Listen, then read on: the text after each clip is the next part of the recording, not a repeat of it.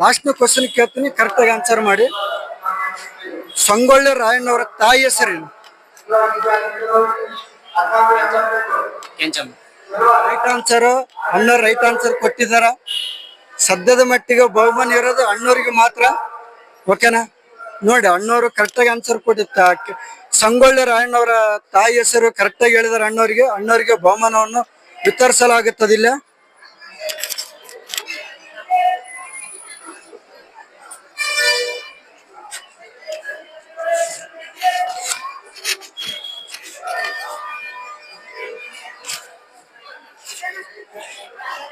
ನೋಡಿ, 100 ರೂಪಾಯಿ ಇತ್ತಿದ್ದು ಅಣ್ಣವ್ರಿಗೆ ಕೊಡ್ತಾ ಇದ್ದೀನಿ. ಯಾಕಪ್ಪ ಅಂದ್ರೆ ಅವರು ಸರಿಯಾದ ಪ್ರಶ್ನೆಗೆ ಸರಿಯಾದ ಆನ್ಸರ್ ಮಾಡಿದಾರ. ಸ್ವತಂತ್ರ ಅವ್ರ ಬಗ್ಗೆ, ಸಂಗೊಳ್ಳಿ ರಾಯಣ್ಣವ್ರ ಬಗ್ಗೆ ಇತಿಹಾಸವನ್ನು ಸ್ವಲ್ಪ ಕರೆಕ್ಟಾಗಿ ತಿಳ್ಕೊಂಡಿದ್ದಾರೆ. ಅವ್ರ ಬಗ್ಗೆ ಆನ್ಸರ್ ಮಾಡಿದಕ್ಕೆ ಅಣ್ಣವ್ರಿಗೆ ಬಹುಮಾನ ಕೊಡ್ತಾ ಇದೀವಿ.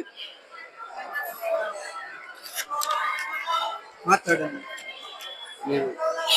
ರಾಯಣ್ಣವ್ರ ಬಗ್ಗೆ ಏನು ಮಾತಾಡೋಣ, 2 ಮಾತು. ಬಹುಮಾನ ಗೆದ್ರಲ್ಲ, ನಿಮ್ಗೇನ್ ಖುಷಿ ಆಯ್ತಾ? ಏನ್ ದುಃಖ ಅನಿಸ್ತಾ? ಖುಷಿ ಅನಿಸ್ತೈತಿ. ನಿಮಗೇನ್ ಅನಿಸ್ತು? ನಮ್ಗೆ ಅಂತ ಅನ್ಸಂದ್ರೆ ಸ್ವಲ್ಪ ಒಳ್ಳೇದು ಮಾಡ್ತಾರಲ್ಲ ಅಂತ. ಓಕೆ, ಪರವಾಗಿಲ್ಲ. ಬಹುಮಾನ ಅಂತಂದಾಗ ಪ್ರತಿಯೊಬ್ಬರಿಗೆ ಖುಷಿ ಆಗತ್ತ. ನಾನು ನೀನ ಗೆದಿಬೇಕಂಬದೇ ಎಲ್ಲರಿಗೂ ಇರ್ತೈತೆ. ಪರವಾಗಿಲ್ಲ.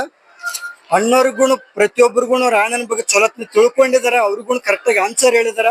1-2 ಕ್ವಶನ್ ಮಿಸ್ಟೇಕ್ ಆಗಿದಾವೆ, ಏನು ಪ್ರಾಬ್ಲಮ್ ಇಲ್ಲ. ದಯವಿಟ್ಟು ಎಲ್ಲರಿಗೂ ಹೇಳ್ತೀನಿ, ಸ್ವತಂತ್ರಕ್ಕಾಗಿ ಯಾರ್ಯಾರು ಹೋರಾಟ ಮಾಡಿದಾರೆ ಪ್ರತಿಯೊಬ್ಬರ ಬಗ್ಗೆ ತಿಳ್ಕೊಂಡು ಕೇಸಿ ನೀವು ಕಾಲೇಜಿಗೆ ಹೋಗ್ತಿದ್ರೆ ತಿಳ್ಕೊರ ಅಂತ ಹೇಳ್ತೀನಿ.